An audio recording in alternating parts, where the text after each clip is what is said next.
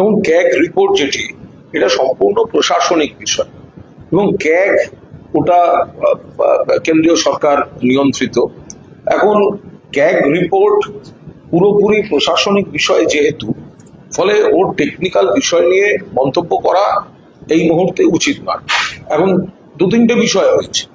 এক হচ্ছে যে যাদের দফতরকে ঘিরে বা যে অফিসাররা আছেন এর মধ্যে বা যারা দায়িত্বে, তাদের আত্মপক্ষ সমর্থন বা তাদের কোনো ব্যাখ্যা ছাড়া শুধুমাত্র একতরফা একটা রিপোর্ট দেখে মন্তব্য করাটা সমীচীন নয়। দুই হচ্ছে যে এই যে ক্যাগ, তারা এখন এই রাজ্যে বিজেপি বা তৃণমূল বিরোধী, অর্থাৎ আগের সরকারের বিরোধীদের সুযোগ সুবিধা করে দেওয়ার জন্য কোনো রাজনৈতিক দলিল তৈরি করে দিচ্ছেন কিনা, সেটাও একটা খতিয়ে দেখতে হবে। মোদ্দা কথা হচ্ছে যে দফতরে যাদের বিরুদ্ধে অভিযোগ, সংশ্লিষ্ট অফিসার এবং ব্যক্তিরা, তারা যতক্ষণ না এটার ক্লারিফিকেশন দিচ্ছেন ততক্ষণ এটাকে ধ্রুব সত্য বলে ধরে নিয়ে ব্যাখ্যা এইভাবে করা সম্ভব নয়। ডবল ইঞ্জিন সরকার তথাকথিত যেসব রাজ্যে রয়েছে, দেখুন বামফ্রন্ট সরকার যখন ছিল, যখন ওখানে কেন্দ্রে ইউপিএ সরকার বা অন্য সরকার ছিল, তো তখন দেখুন ক্যাগের রিপোর্টগুলো, বিজেপি সরকার যেখানে আছে সেখানকার ক্যাগের রিপোর্টগুলো দেখুন। সবচেয়ে বড় কথা, তৃণমূল থেকে বিজেপিতে গেছেন বা ইদানিং ভালো তৃণমূল হয়ে যাচ্ছেন এমন তো অনেক প্রাক্তন মন্ত্রী আছেন, তাদের দপ্তরগুলো নিয়ে কতখানি তদন্ত হয়েছে সেগুলো আছে কিনা সেগুলো তো খতিয়ে দেখতে হবে।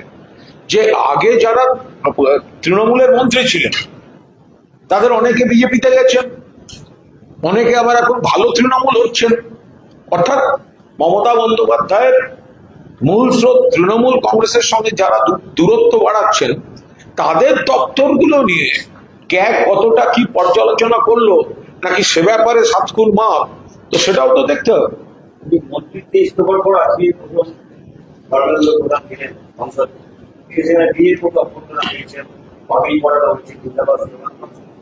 তো ভারতীয় জনতা পার্টি বা যারা বিজেপির সমর্থক, যারা চাননি ধর্মেন্দ্র প্রধানের ইস্তফা, যারা চাননি দেশব্যাপী আন্দোলনের চাপে পড়ে কেন্দ্রীয় তৎকালীন প্রাক্তন বিদায়ী শিক্ষামন্ত্রী ইস্তফা দিন, ধর্মেন্দ্র প্রধানজি ইস্তফা দিন, তো তারা এখন মুখ রক্ষায় ধর্মেন্দ্র প্রধানজি আজ পার্লামেন্টে যাওয়ার পর তাকে বীরের অভ্যর্থনা দিয়েছে। তো এই ছাত্র বা পরীক্ষার্থী বা যাদের এই নতুন প্রজন্মের দেশব্যাপী আন্দোলনের চাপে, দিল্লিতে যে দমন পীড়ন করেও ঠেকানো গেল না যে আন্দোলন, সেই আন্দোলনের চাপে যখন ইস্তফা দিতে হলো, প্রথমে তো বলেছিলেন ইস্তফা দেবেন না, তো সেই ইস্তফা যখন দিতেই হলো, তো তখন তো কেন্দ্রীয় সরকারের মুখ তো পুড়েছে। এখন এই ফেস সেভিং এ খানিকটা ঘুরপথে তিনি যাওয়ার পর যারা চাইছিল না ইস্তফা, যারা নতুন প্রজন্মকে দমন পীড়ন করতে চাইছিল, তারা ধর্মেন্দ্র প্রধানজিকে সম্বর্ধনা দিয়েছে, এই করেছে ওই করেছে, তাদের ব্যাপার।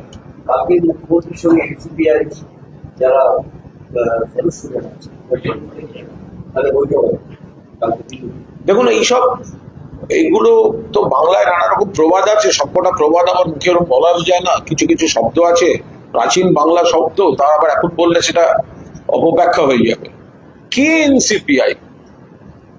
তৃণমূল থেকে জিতে যাওয়া বিশ্বাসঘাতক কয়েকজন বিধায়ক, তারা বিজেপির কথায় এনসিপিআই বলে কোন একটা দলে নাম লেখাতে গেলেন। সাংসদ, যে 20 জন সাংসদ, এই কে এনসিপিআই? তো 20 জন সাংসদ বিশ্বাসঘাতক। তৃণমূল মমতা থেকে তার ছবি ব্যবহার করে দল থেকে তারা জিতে দিল্লি গেলেন, এখন তারা হঠাৎ এনসিপিআই আর বিজেপির কাছে যাওয়ার চেষ্টা করছেন। দেখুন, বিজেপির সঙ্গেই বৈঠক করছেন, বিজেপির পারপাস সার্ভ করছেন। কত বড় বিশ্বাসঘাতক! এই 20 জন, তারা তো 24 সালে জিতেছেন, বিজেপি বিরোধী ভোটে জিতেছেন, তৃণমূলের প্রার্থী হিসেবে জিতেছেন। তারা এখন মমতা বন্দ্যোপাধ্যায় মুখ্যমন্ত্রী নেই, তারা এখন ভালো সেজে, যতদিন মমতা বন্দ্যোপাধ্যায় মুখ্যমন্ত্রী ছিলেন ততদিন ঘুরঘুর দিদি। আর তারা তারপরে গেছে বিজেপির সঙ্গে বৈঠক করছেন, বিজেপির বাড়িতে যাচ্ছেন, আবার এনসিপিআই মানে কি একটা বকলমে একটা অন্য পার্টির নাম ব্যবহার করছেন। তো এরা তো সব বিজেপি দালালি করছে, এদের নির্বাচনী কেন্দ্রে যেতে পারছে না, এরা নির্বাচনী কেন্দ্রে ঘুরতে পারছে না, মানুষের সঙ্গে বিশ্বাসঘাতকতা করেছে, বিজেপি বিরোধী ভোট পেয়ে ওখানে গিয়ে বিজেপির কোলে বসে দোল খাচ্ছে। তা মুখ্যমন্ত্রী তো স্বাভাবিক ব্যাপার যে ওখানে ভূপেন্দ্র যাদবজি, নিশিকান্ত দুবেজি যারা বিজেপি নেতা তাদের সঙ্গে এদের মাখামাখি করছেন, কেউ কেউ আরো কয়েকজন নেতার সঙ্গে দেখা করছেন, কেউ প্রধানমন্ত্রীর কাছে যাচ্ছেন, কেউ অমিত শাহজির কাছে যাচ্ছেন। তো সেখানে তারা তো বিজেপি হয়ে গেছেন বকলমে।